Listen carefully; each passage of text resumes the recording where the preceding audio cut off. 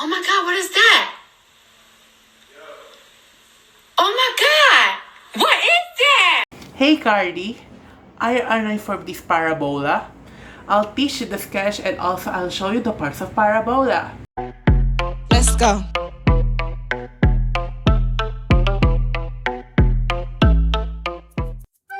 The arrows that show that is latus rectum is the line segment that passes through the focus of a parabola and is perpendicular to the axis of symmetry.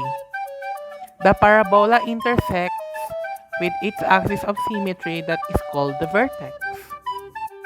A parabola that is set of all points in a plane that are equidistant from fixed line called directrix, and a fixed point called its focus. It has four possible openings: upward, downward, to the right, and to the left. The line that passes through the focus and is perpendicular to the directrix that is called the axis of symmetry. He knows something. I need to know when I'm at. Get ready for the next battle. Are you crazy? That shit is so disrespectful. So disrespectful. That shit got me so hot. So Cardi B, ang gagawin natin ay sketching the graph of parabola on a rectangular coordinate system. Ang ating case 1 ay characteristic of a parabola with the vertex at the origin. Parabola y squared equals 4px. The axis of symmetry is horizontal. The opening, right if p is greater than 0 and left is p less than 0. And the focus is p and 0. The latus rectum length 4p. Equation equals positive negative p, and the endpoint is p and positive negative 2p. And the directrix equation x equals negative p. Parabola x squared equals 4py. Axis of symmetry is vertical. The opening, upward if p greater than 0. Downward if p is less than 0. The focus, 0 and p. Latus rectum length is 4p. Equation, y equals positive negative p, and the endpoint is p positive negative 2p. And the directrix is y equals negative p. I'll give you an example. Example number 1. Graph the parabola with an equation x squared equals 20y. Step number 1. Locate the vertex of the parabola. Since x squared equals 20y belongs to case number 1, its vertex is at origin. X equals 0, y equals 0. Step number 2. Determine its axis of symmetry by considering the variable with the second degree. In the equation x squared equals 20y, the variable x has the second degree, which implies the given parabola has a vertical axis of symmetry. Our step number 3 is identify the opening of the parabola by examining the value of its focus. X squared equals 20y, x squared equals 4py. 4py equals 20y, 4p is 20. Divided by 4 both sides, the p is 5. Since p greater than 0, then the parabola opens upward. Step number 4. Locate the focus of the parabola. Since p equals 5, the focus of the parabola is 5 units above the vertex. Thus, the focus is at x equals 0, y equals 5. Step number 5. Locate the endpoints of the latus rectum. To locate the endpoints of the latus rectum, we use positive negative 2p equals positive negative 10. This means that from the focus x equals 0, y equals 5, we move 10 units to the right and another 10 units to the left. Therefore, the endpoints of the latus rectum are located at negative 10, 5, and 10, 5.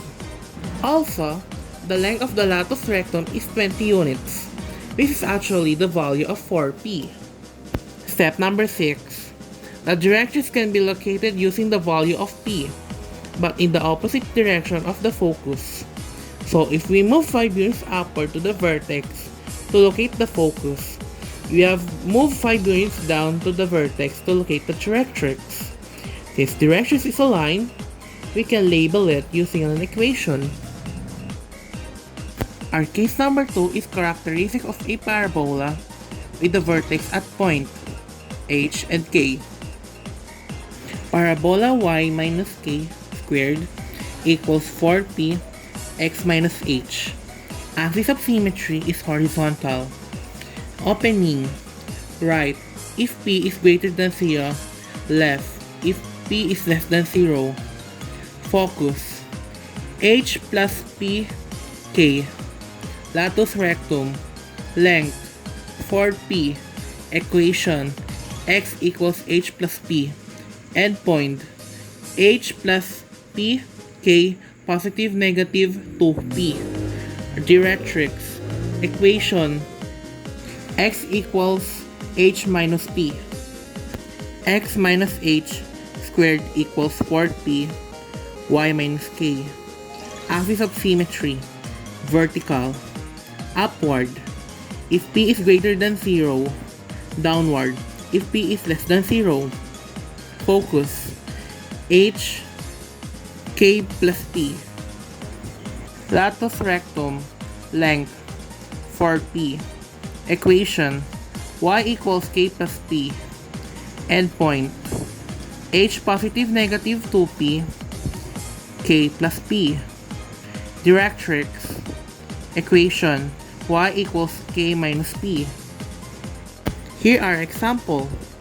Sketch the graph of the parabola that has an equation y plus 3 squared equals 4 x minus 2. Step number 1.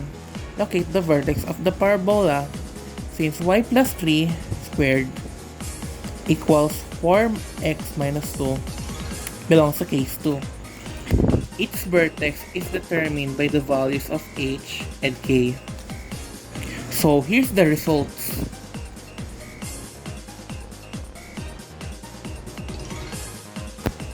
K equals negative 3 and h equals 2. Thus, the vertex of the parabola is at 2 and negative 3. Step number 2. Determine its axis of symmetry by considering the variable of the second degree. In the equation y plus 3 squared equals 4x minus 2, the variable y has the second degree, which implies the given parabola has a horizontal axis of symmetry. Step number 3. Identify the opening of the parabola by examining the value of the focus. Y plus 3 squared equals 4x minus 2. Y minus k squared equals 4p x minus h. 4p equals 4 divided by 4 each other. P equals 1. Since p is greater than 0, then the parabola opens to the right. Step number 4. Locate the focus of the parabola. Since p equals 1, the focus of the parabola is 1 unit to the right of the vertex. Thus, the focus is at x equals 3, y is negative 3. Step number 5. Locate the endpoints of the latus rectum. To locate the endpoints of the latus rectum, we use positive negative 2p equals positive negative 2. This means that from the focus x equals 3, y equals negative 3, we move 2 units upward and 2 units downward. Therefore, the endpoints of the latus rectum are located at x equals 3, y equals negative 1, and x equals 3 and y is negative 5. Also, the length is 4 units. It is actually the value of 4p.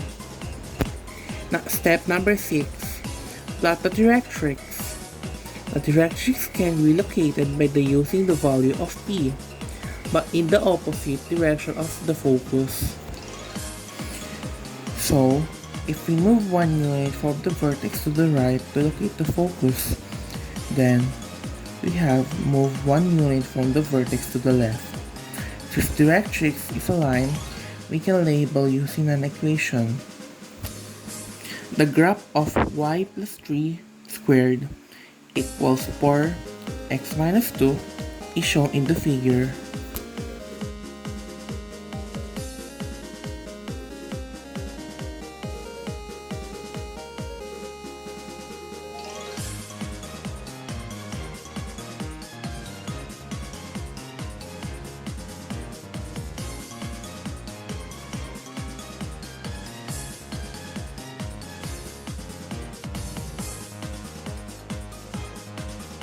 Hey Cardi!